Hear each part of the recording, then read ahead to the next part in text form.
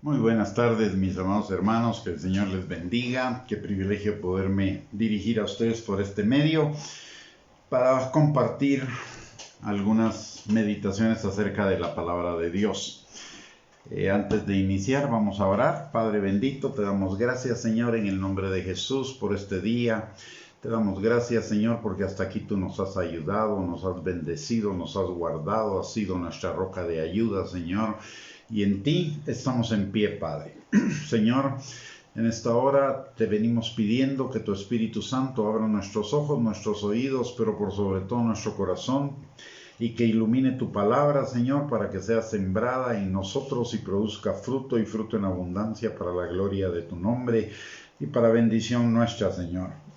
También te pedimos que tu Espíritu Santo rompa toda fortaleza, todo argumento y razonamiento falso y toda mentira que se oponga al conocimiento tuyo, a la obediencia a tu palabra y a la vida abundante que tenemos en ti, Señor. Ponemos este tiempo delante de ti, te pedimos, Señor, que sea un tiempo de bendición para cada uno de nosotros y un tiempo, Señor, en el que tú siembres en nuestros corazones esas semillas de eternidad que necesitamos, Señor, para este día y para los días por venir. En el nombre de Jesús. Amén y amén.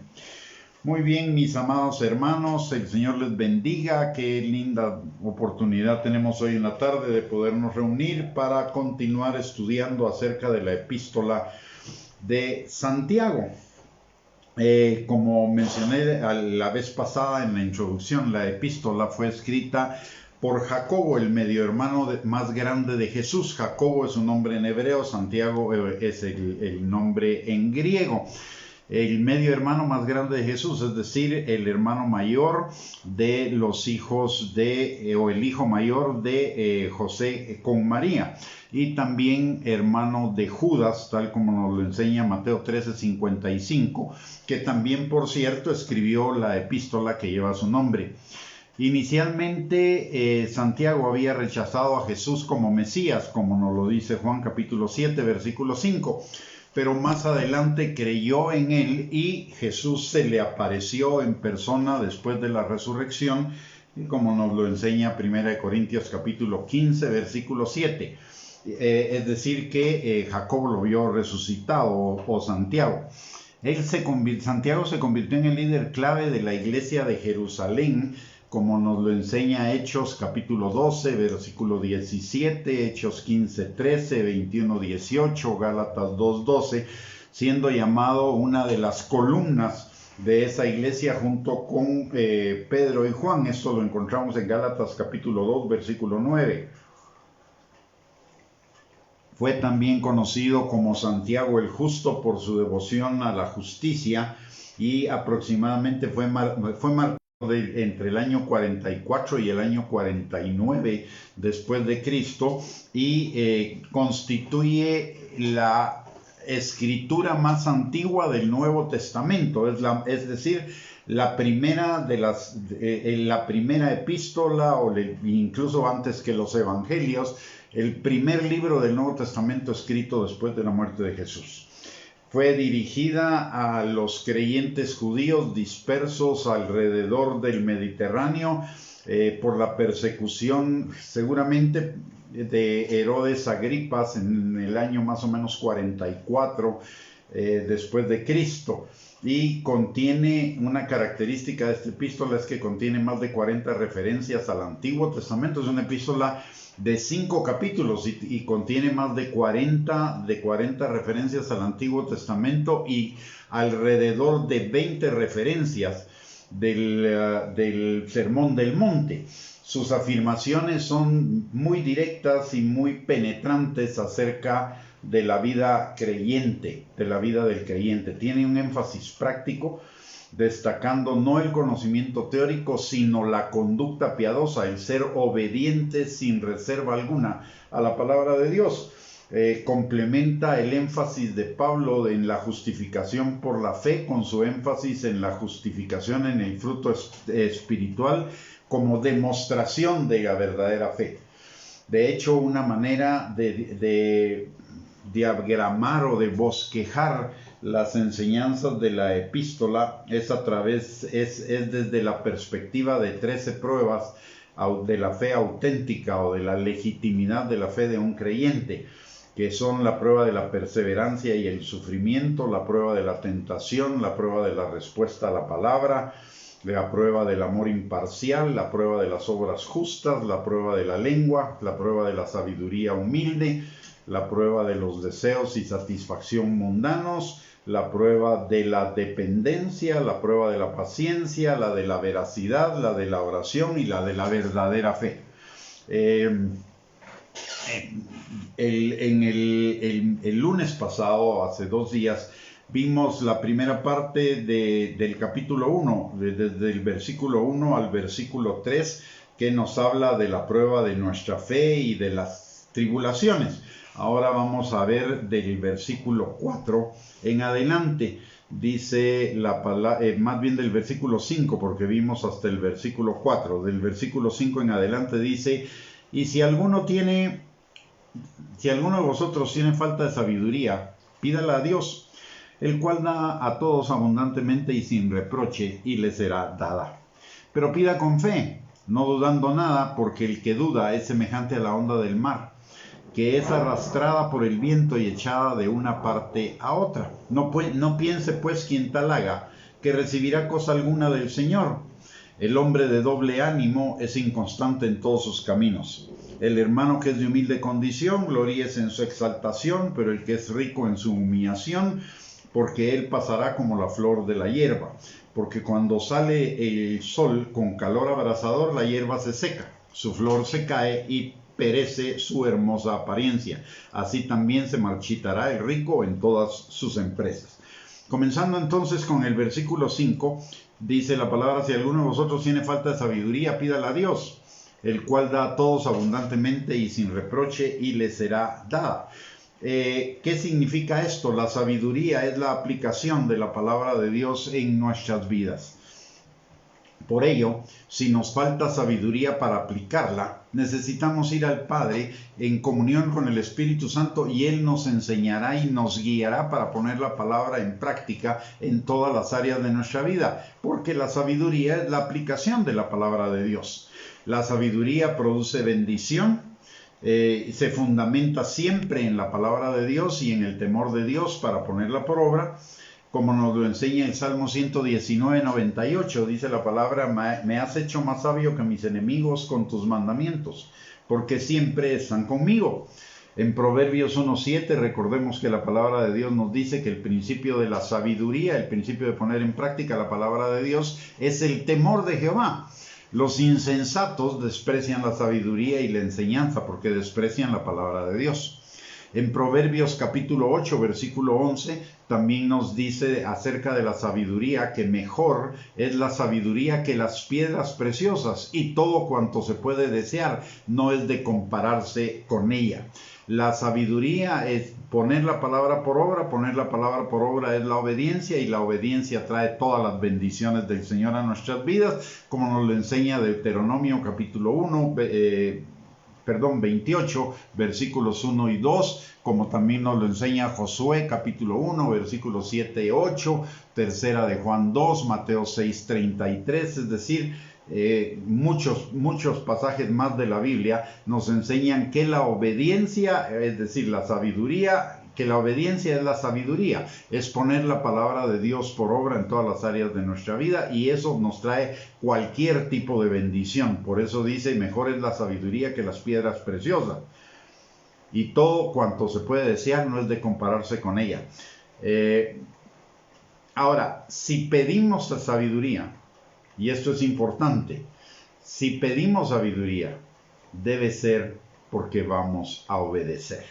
La sabiduría no es para ensanchar nuestro ego con conocimiento o nuestra vanagloria de conocimiento. La sabiduría es para poner la palabra por obra, para practicar la palabra. Esa debería ser una oración que hiciésemos constantemente: Señor, dame sabiduría para poner la palabra por obra en todas las áreas de mi vida, en todas las circunstancias de mi vida. Y hay que tener cuidado con esto, porque la palabra, si pedimos sabiduría, es para que la obedezcamos, no solo para que tengamos conocimiento. ¿Y por qué es importante esto? Porque La palabra de Dios también nos enseña, el mismo Santiago en el capítulo 3, versículo 1, nos enseña que al que mucho se le da, mucho se le demandará. Y si ese es el caso, el Señor no la va a dar abundantemente a aquellos que no están dispuestos a obedecer, porque el mismo Señor los va a proteger de que sean demandados de más. Pero si el Señor nos da la sabiduría, nosotros tenemos la responsabilidad de usar esa sabiduría y aplicarla en todas las áreas de nuestra vida, de obedecer la palabra de Dios. Y dice la palabra que el Señor nos la va a dar abundantemente y sin reproche, es decir, sin echarnos en cara, sin quejas ni nada, sino por amor, por gracia, por misericordia. Todos recordemos que todo lo que el Señor nos da, nos lo da por su gracia, por su amor, por su misericordia, porque Él quiere lo mejor para cada uno de nosotros. Entonces, si Él nos va a dar la sabiduría, es porque Él quiere lo mejor para nosotros, obedeciendo la palabra de Dios y poniéndola por obra.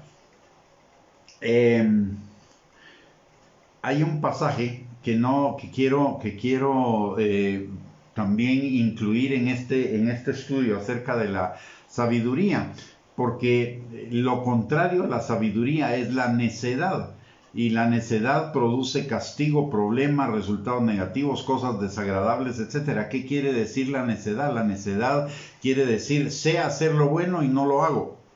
Sé cómo aplicar la palabra de Dios, pero de todos modos no la aplico.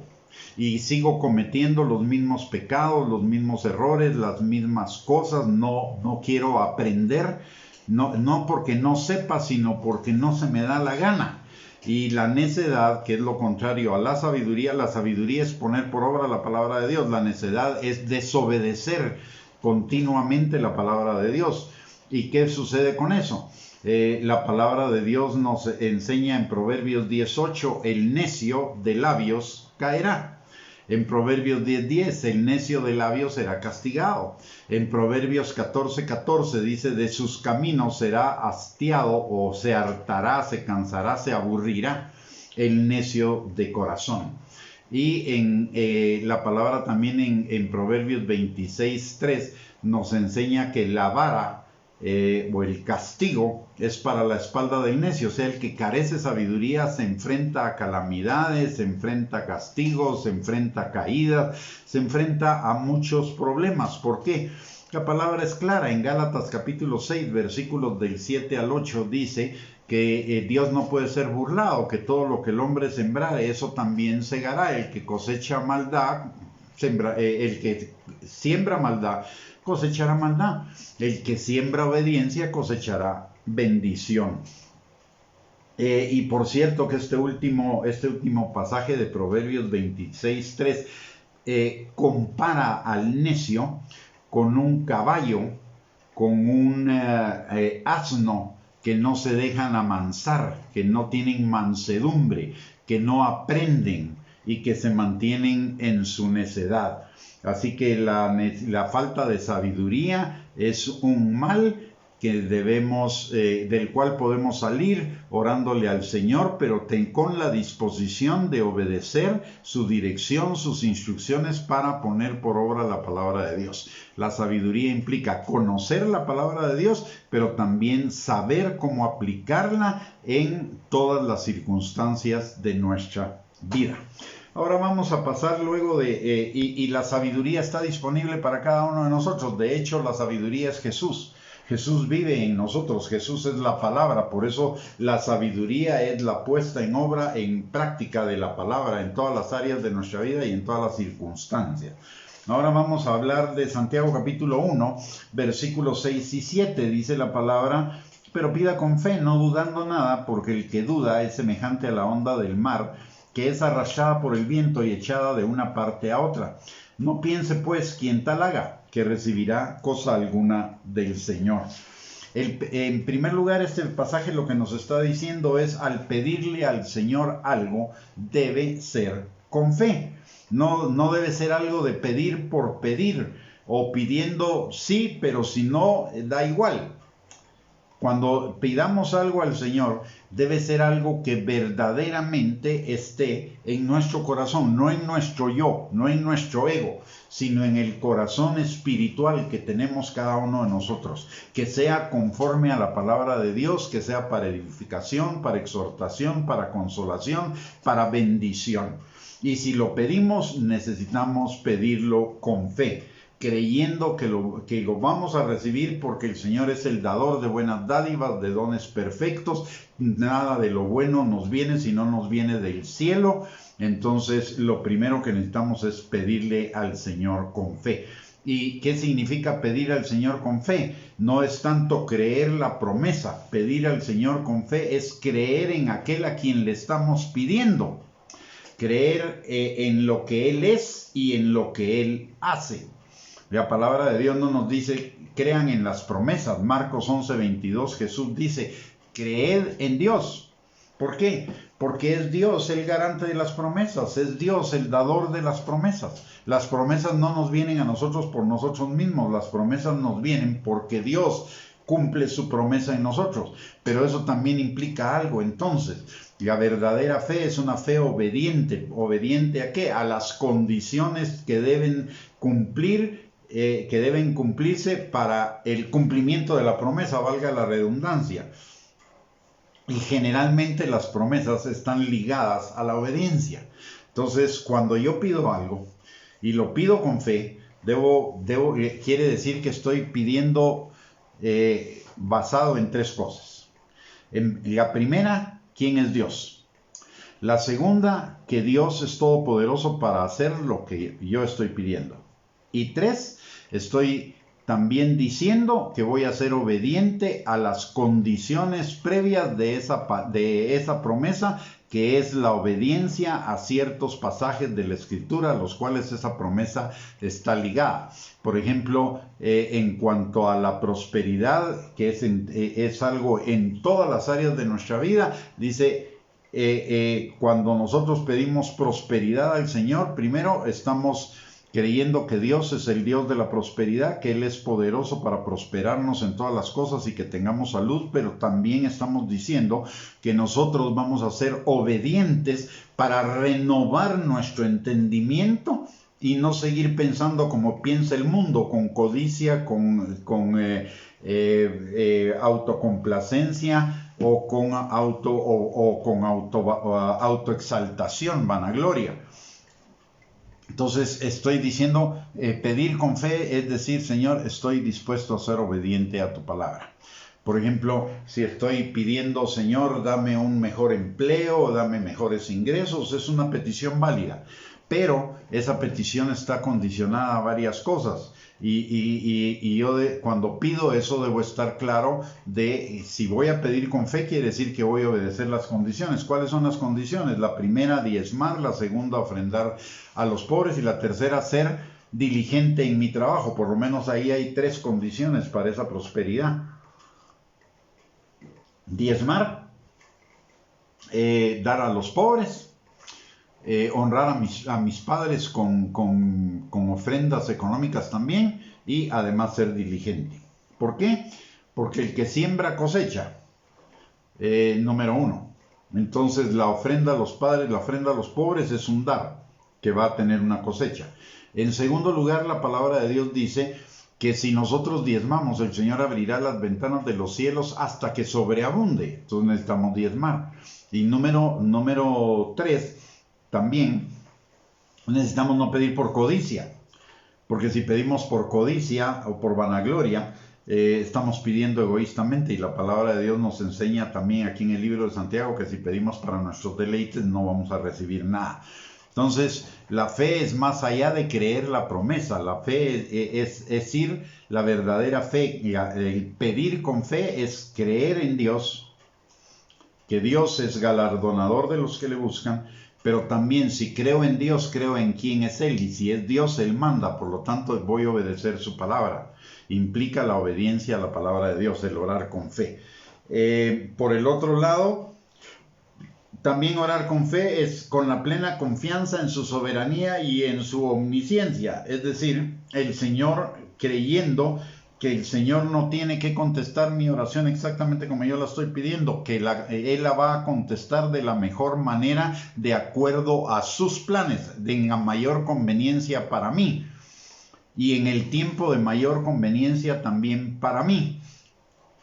Y pedir por necesidades reales, no placeres carnales ni deseos mundanos. Pedir por necesidades reales. Es ser orar con fe, es ser guiado por el Espíritu Santo para pedir conforme a su voluntad, como nos lo dice 1 Juan capítulo 5 versículo 14, que si oramos conforme a su voluntad tendremos las peticiones que le hayamos hecho. Pero si vamos a ese pasaje, porque ahí encontramos lo que les decía relacionado a que fe también implica obediencia. Pedir con fe implica la obediencia a la palabra de Dios. En primera de Juan capítulo 5, primera de Juan capítulo 5, en el versículo 14, la palabra de Dios dice lo siguiente. Y esta es la confianza que tenemos en Él, que si pedimos alguna cosa conforme a su voluntad, Él nos oye. Y si sabemos que Él nos oye en cualquier cosa que pidamos, sabemos que tenemos las peticiones que le hayamos hecho, número 1. Pero si vamos también a Primera de Juan, en el capítulo 3, vamos a ver. En el versículo 21 dice, voy a leer desde el 19, dice, y en eso conocemos que somos de la verdad y aseguraremos nuestros corazones delante de Él. Pues si nuestro corazón no nos reprende, mayor que nuestro corazón es Dios, y Él sabe todas las cosas. Amados, si nuestro corazón no nos reprende, confianza tenemos en Dios. Y cualquier cosa que pidiéramos la recibiremos de Él, porque guardamos sus mandamientos y hacemos las cosas que son agradables delante de Él. Notemos que aquí la fe para recibir las promesas está ligada a la obediencia, a su palabra. Así que no es nada más tengo fe en la promesa, no. Tengo fe en la palabra y voy a obedecer la palabra tanto como voy a esperar el cumplimiento de la promesa. Por el otro lado, también el pedirle a Dios con fe es pedir con acción de gracias y recibir. En la palabra, primero en Mateo capítulo 7, versículo 7 dice, pedid y recibiréis, buscad y hallaréis, tocad y se os abrirá. Entonces cuando pido algo, debo estar seguro que lo voy a recibir, pero también debo estar seguro que voy a buscar dónde está ese recibir. Lo voy a encontrar, voy a tocar, o sea, voy a abrir lo que sea necesario para poder acceder a esa bendición que Dios tiene para mí. No es quedarme de brazos cruzados y esperando que del cielo me caiga o que me la manden. Algunas veces podrá suceder, pero otras veces la voy a tener que salir a buscar. Por un lado. Por el otro lado, también la palabra de Dios nos enseña que pidamos con acción de gracias. En Filipenses capítulo 4, versículo 6 dice, por nada estéis afanados, sino sean conocidas todas vuestras peticiones delante de Dios con toda oración y ruego y con acción de gracias. Eso es fe. Como hay un ejemplo por ahí que es popular en las redes sociales y dice, tener fe es pedirle o más bien, la historia es esta. Había en una aldea, no llovía desde hacía días y había peligro de perder las cosechas. Entonces el pueblo decidió juntarse a orar para que lloviera. Y todos se juntaron para orar que lloviera, pero solo un niño fue a orar que lloviera y llevó el paraguas. Eso es fe, porque él estaba creyendo que el Señor iba a cumplir la promesa. Los otros estaban orando a ver si sí o si no, pero este niño estaba orando sí o sí. Así que eso es un buen ejemplo de orar con fe. Entonces, el orar con fe implica el creer en la promesa, pero también en la obediencia a la palabra y con acción de gracias y estar dispuesto a buscar y a encontrar la provisión de Dios para esa necesidad. Pedir con fe es no dudar. ¿Por qué razón? Y esto nos lo dice ya en Santiago capítulo 1 y versículo número 6. Dice la palabra, ahí claramente dice, pero pida con fe, no dudando. Ese dudar significa, primero que nada, dudar es dudar de la persona de Dios. Si Dios ha prometido, Él lo hará. Él no es hombre para que mienta, ni hijo de hombre para que se arrepienta. Él lo dijo, Él lo hará. Entonces, dudar es dudar no solo del cumplimiento de la promesa. Dudar es dudar de la persona que hizo la promesa. Entonces, estoy dudando de Dios, no creyendo en Dios, que es lo que me enseña Marcos 11:22. Por el otro lado, el que duda es porque no está llevándose, no está siendo dirigido por una convicción, por una certeza. Está siendo dirigido por sus deseos, por sus pasiones, por sus emociones y por su incredulidad. En tercer lugar, dudar es tener temor de que Dios cumpla su palabra. Tener el temor de que Dios no va a cumplir su palabra. Y eso es entonces tener fe en lo que el diablo va a hacer.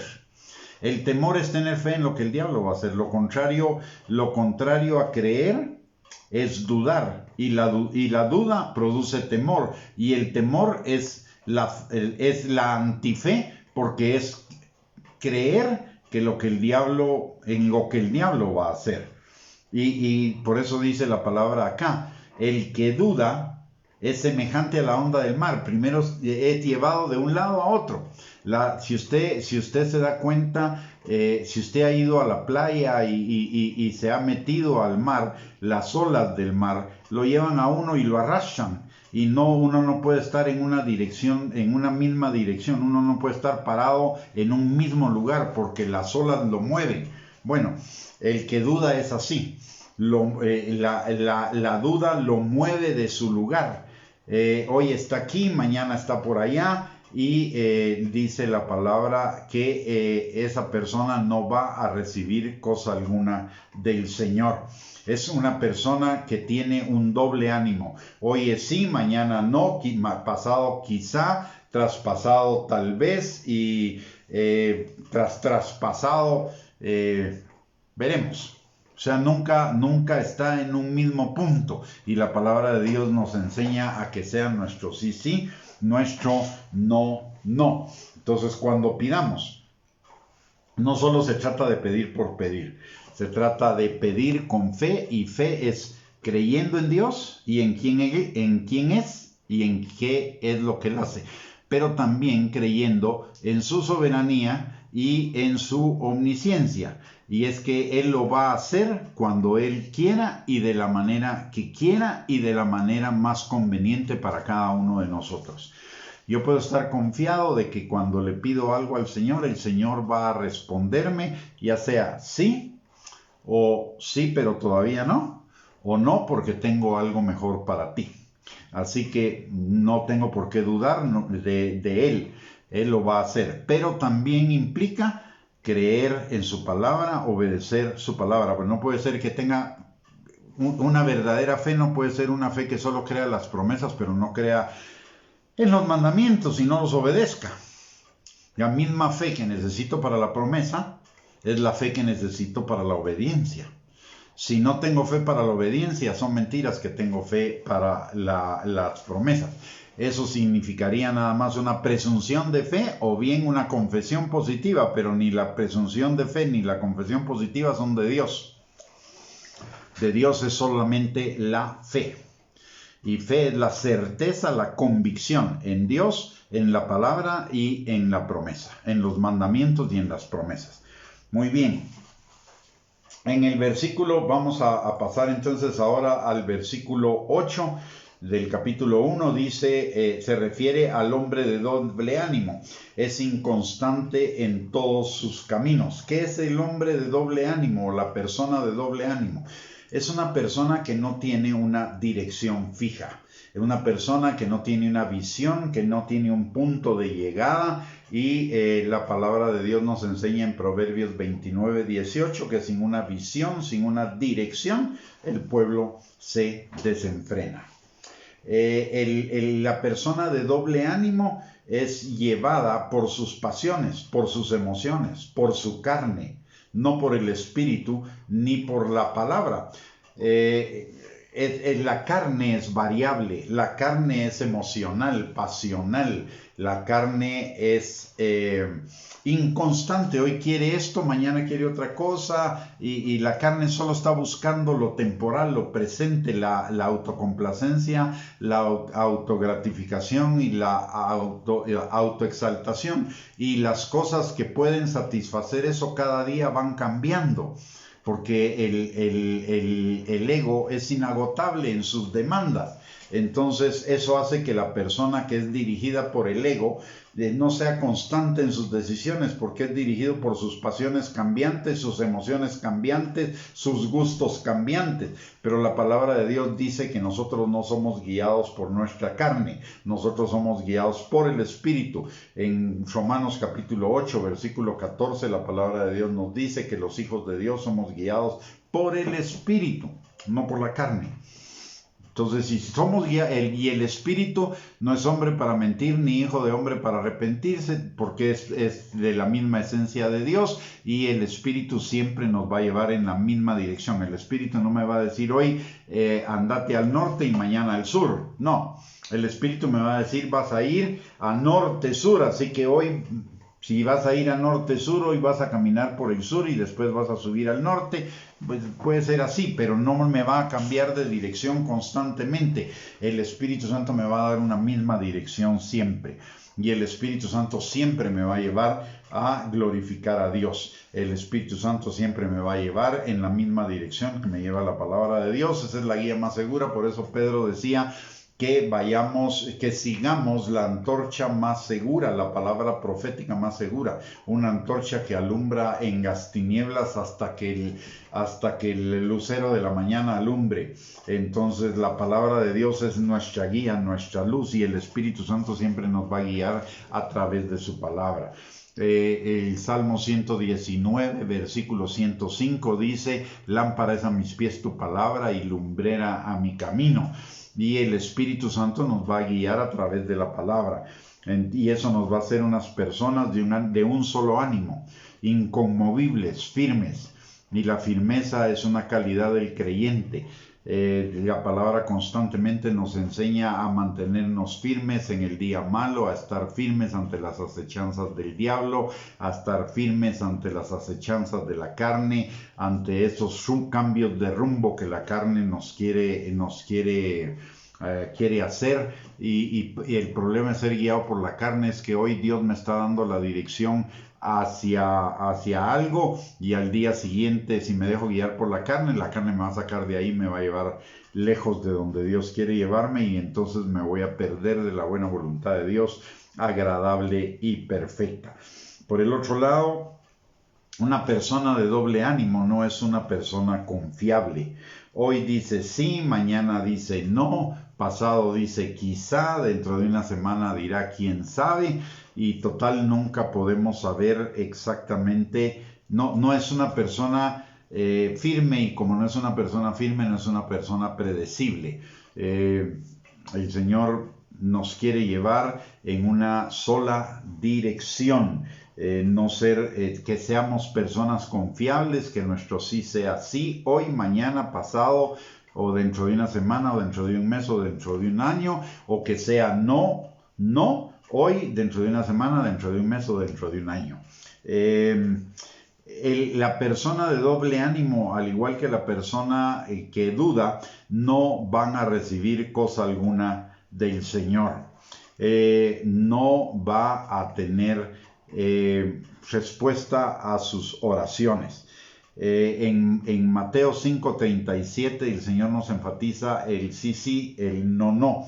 Porque lo que es más de esto, primero sí y después no, o al revés, de mal procede.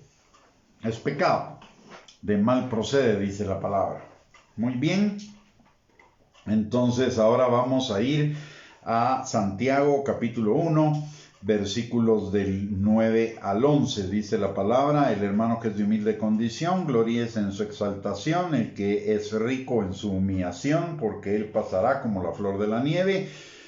Porque cuando sale el sol con calor abrasador, la hierba se seca, su flor se cae y perece su hermosura, o su hermosa apariencia. Así también se marchitará el rico en todas sus empresas. ¿Qué nos quiere decir la palabra de Dios con esto?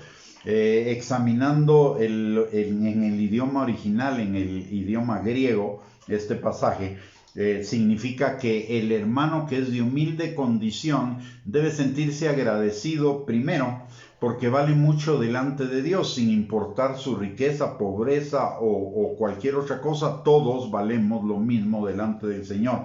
Todos fuimos comprados con su misma sangre. En segundo lugar, que se sienta agradecido porque Dios lo va a promover y va a mejorar su condición. Él no va a estar en la misma condición hoy que dentro de una semana, un mes, un año o 10 años. ¿Por qué? Porque la palabra de Dios dice en Proverbios capítulo 4, versículo 18, que la vida del justo es como la luz de la aurora, que va en aumento hasta que el día es perfecto. Y tercera de Juan 2 dice también que Él nos desea prosperar en todas las cosas y que tengamos salud, así que como prospera nuestra alma.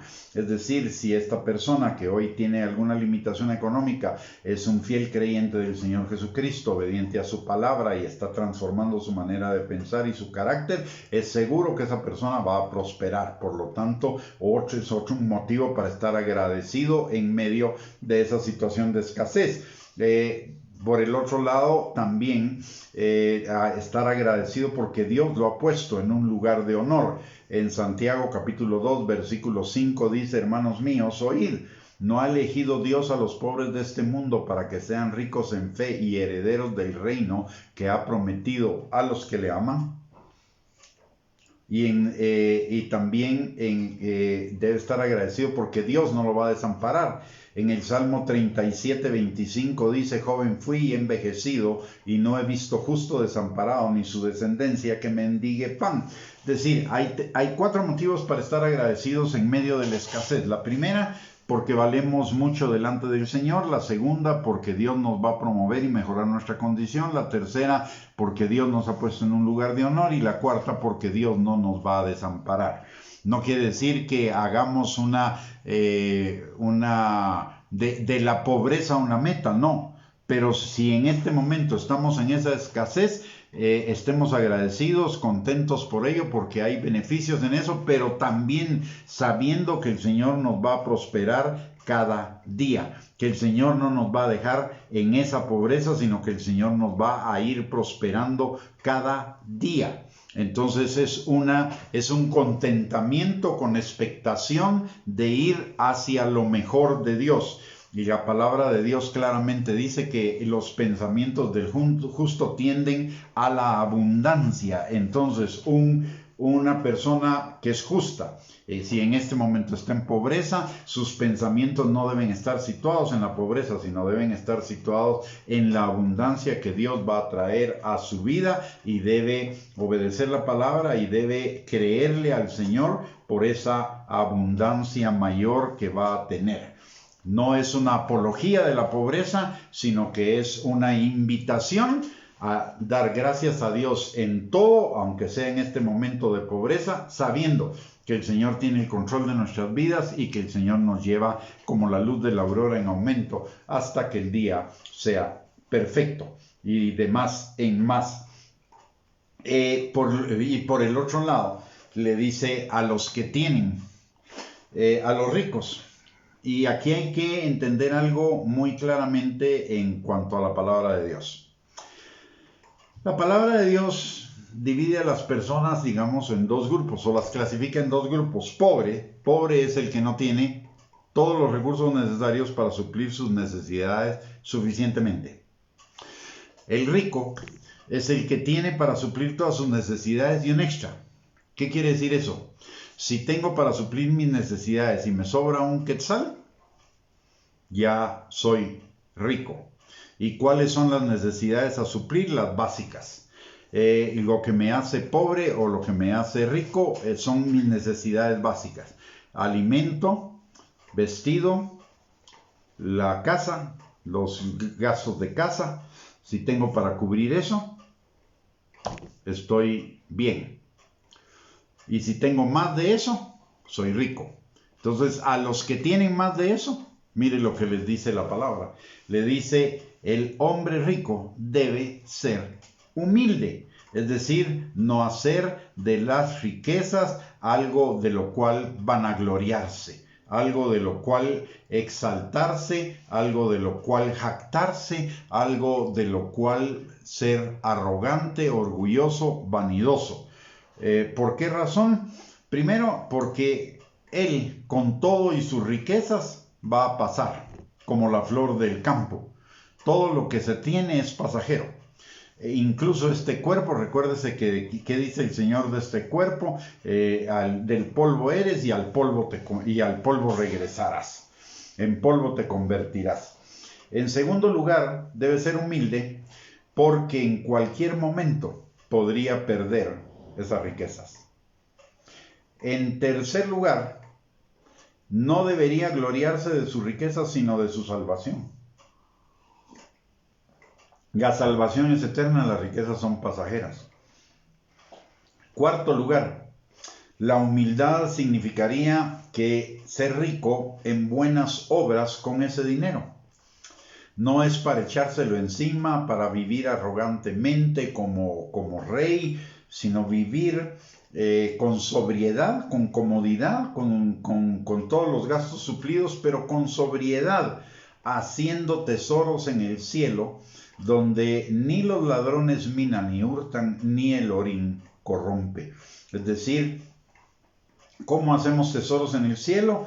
Usando ese dinero que nos sobra para buenas obras, usándolo para primero que nada, obviamente, diezmo, ofrendo, y aparte de ello, ofrendo a los pobres, ofrendo a mis padres, y ofrendo a aquellos que estén en alguna necesidad pasajera, que no la puedan suplir por sí mismos en ese momento.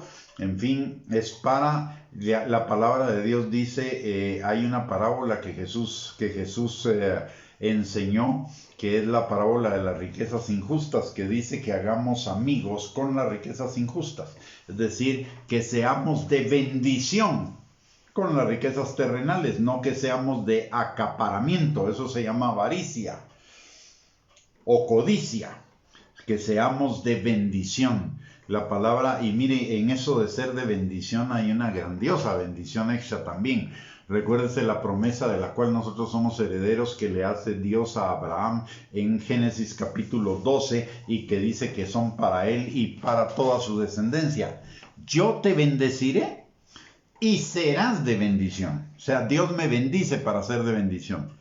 Dios no me bendice para acaparar, para atesorar, para acumular, para alimentar mi codicia o mi avaricia. Dios me bendice para ser de bendición para otros. Y por ejemplo, un empresario puede ser de bendición de muchas formas. Puede ser de bendición que en lugar de retirar sus ganancias para vivir ostentosamente, reinvierte sus ganancias para generar mejores empleos y empleados mejores pagados. O puede ser también para obras de caridad, obras de misericordia, como dar de comer al hambriento, de beber al sediento, de vestir al desnudo, de visitar al enfermo, de visitar al preso. Y aquí hay algo importante también.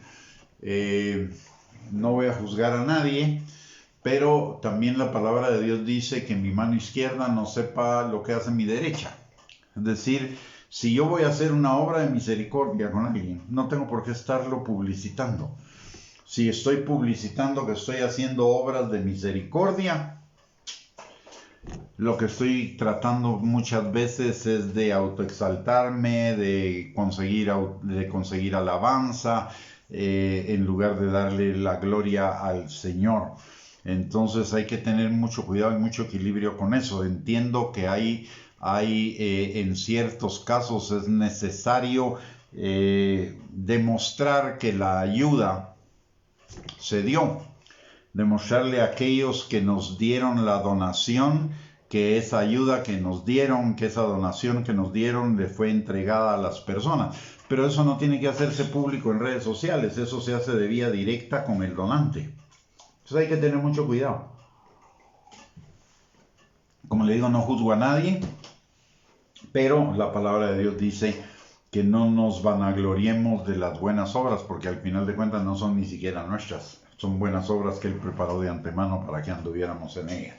Muy bien, además el hermano rico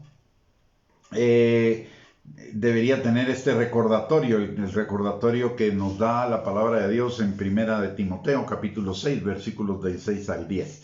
Dice la palabra: pero gran ganancia es la piedad acompañada de contentamiento, porque nada hemos traído a este mundo y sin duda nada podremos sacar. Así que teniendo sustento y abrigo, estemos contentos con esto. Porque los que quieren enriquecerse, ojo, los que quieren enriquecerse, caen en tentación y lazo y en muchas codicias necias y dañosas que hunden a los hombres en destrucción y perdición. Porque raíz de todos los males es el amor al dinero, el cual codiciando algunos se extraviaron de la fe y fueron traspasados de muchos dolores. Notemos algunas características en este pasaje de los que quieren enriquecerse, es decir, tienen como meta las riquezas, no tienen como meta la vida eterna. Estos van a caer en muchas codicias, necias y dañosas. Se van a hundir en destrucción y perdición. ¿Por qué? Porque la misma Biblia dice que la codicia mata a sus poseedores en Proverbios capítulo 1, versículo 9. Además, el amor al dinero, que es la codicia, el amor al dinero es la raíz de todos los males. Y por el amor al dinero, muchos se extraviaron de la fe y fueron traspasados de muchos dolores. El amor al dinero causa muchísimos dolores, muchísima ansiedad, muchísima infelicidad. Mejor amemos al Señor y usemos el dinero extra que el Señor nos da para la gloria de Él, conforme a la dirección que nos da el Espíritu Santo. No quiere decir que no ahorremos, no quiere decir que no tengamos inversiones, no quiere decir que no compremos un seguro de vida. Si tiene para hacerlo, está bien, cómprelo, no hay ningún problema. Pero de lo que está hablando este pasaje es de codiciar, de querer más y más y más por el hecho de sentirme agradado, de que en lugar de 100 tengo 200, y en lugar de 200 tengo 1000, y en lugar de 1000 tengo 10,000, y en lugar de 10,000 tengo 100,000, y en lugar de 100,000 tengo 1,000,000. Eso es la codicia y el amor al dinero. El dinero sirve para todo, para lo bueno y para lo malo. El dinero no es ni bueno ni malo, el dinero sirve para todo, pero sirve para lo bueno y sirve para lo malo. El que determina si el dinero es bueno o el dinero es malo soy yo, en la forma en la cual lo uso. Y si de algo tengo que tener cuidado es de mi actitud hacia el dinero, porque lo dice la palabra de Dios. La palabra de Dios dice que no puedo servir a dos amos, no puedo servir a Dios y a las riquezas. Es decir, el dinero puede competir con Dios en mi fidelidad, en mi obediencia. Entonces tengo que tener muchísimo cuidado con eso, una actitud balanceada, agradecido con todo lo que Dios me da, esperando que Dios me dé más, pero también siendo sensible a las necesidades de los otros y a la dirección que Dios le quiere dar a estos extras de los cuales Él me provee. Muy bien, solo vamos a hacer un resumen de lo que hemos visto hasta acá.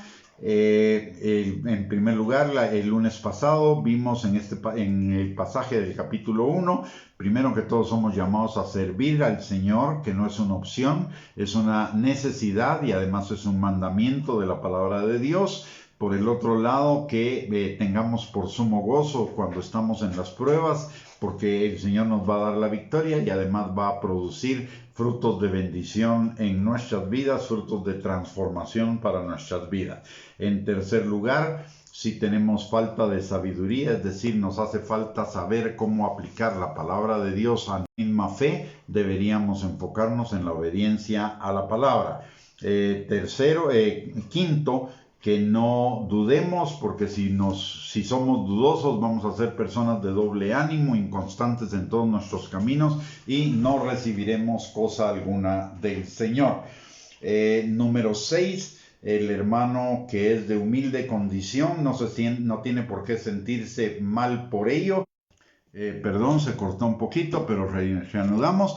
El hermano que es de humilde condición no se tiene que sentir mal por ello, porque el Señor, en primer lugar, le tiene un lugar de honor en su reino. El Señor no lo desampara, el Señor lo va a promover de esa condición y vale mucho delante del Señor. Por el contrario, el hermano que es que es rico, o sea que tiene más de lo que necesita, su riqueza,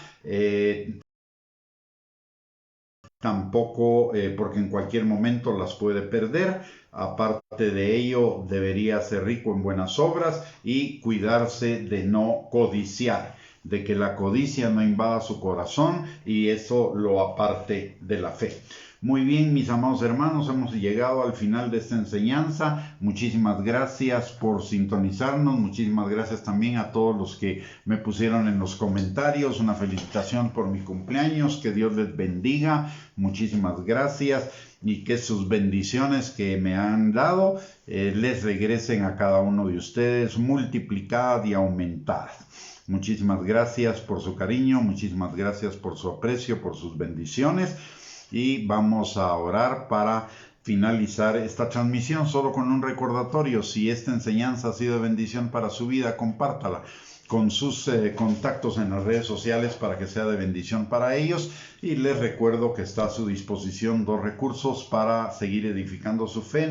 La página de internet www.reyesysacerdotes.net y el canal de YouTube @Gustavo Bianchi. Muy bien, vamos a orar entonces. Amante Dios y Padre Celestial, te damos gracias por este tiempo que tú nos has permitido de poder compartir tu palabra, Señor, que tu palabra quede sellada en nuestros corazones como por fuego, por tu Espíritu Santo, y que no seamos solamente oidores, sino hacedores de tu palabra, Señor. Te pedimos también, Padre, en esta hora por todos los que están enfermos, Señor, de cualquier enfermedad, Señor, y que se encuentren en las unidades de cuidados intensivos, en los hospitales o en sus casas, Señor. Y Padre, hasta donde ellos estén, extiende tu mano poderosa de sanidad para que los que no te conozcan, Señor, se acerquen a ti, Padre, y que los que ya te conocen, Señor, por esa sanidad se acerquen aún más a ti, Padre. También te pedimos, Señor, por todos aquellos que tienen falta de empleo, Señor, que tienen necesidades, que tú las suplas, Padre, conforme a tus riquezas en gloria en Cristo Jesús, que los guíes y los dirijas, Señor, a ese trabajo, Señor, que es el canal que tú tienes para ellos de la fuente de provisión que eres tú, Padre. Te pedimos también, Señor, en el nombre poderoso de Cristo Jesús, que tu mano esté sobre cada uno de nosotros y sobre los nuestros, Señor, sanando al que está enfermo, restaurando al quebrantado, libertando al que está cautivo, Señor, supliendo cada necesidad, atrayendo, Señor, a ti a los que están alejados, Señor, y a los que están cerca, trayéndolos aún más, Padre. Señor, en el nombre precioso de Cristo Jesús, te pedimos que este día termine en bendición para cada uno de nosotros también, Señor, y que nos des un descanso reparador y que nuestros días sean días de bendición, días donde nos gocemos y nos alegremos en ti, todo lo que hagamos sea para la gloria de tu nombre. Todo te lo pedimos, Señor, en el nombre poderoso de Cristo Jesús. Amén y amén. Muy bien, mis amados hermanos, que el Señor les bendiga. Los esperamos el próximo viernes a las 8 de la noche para seguir en este estudio de la Epístola de Santiago. Y mientras tanto les envío bendiciones y un abrazo para cada uno de ustedes. Que el Señor les bendiga. Tengan una linda noche.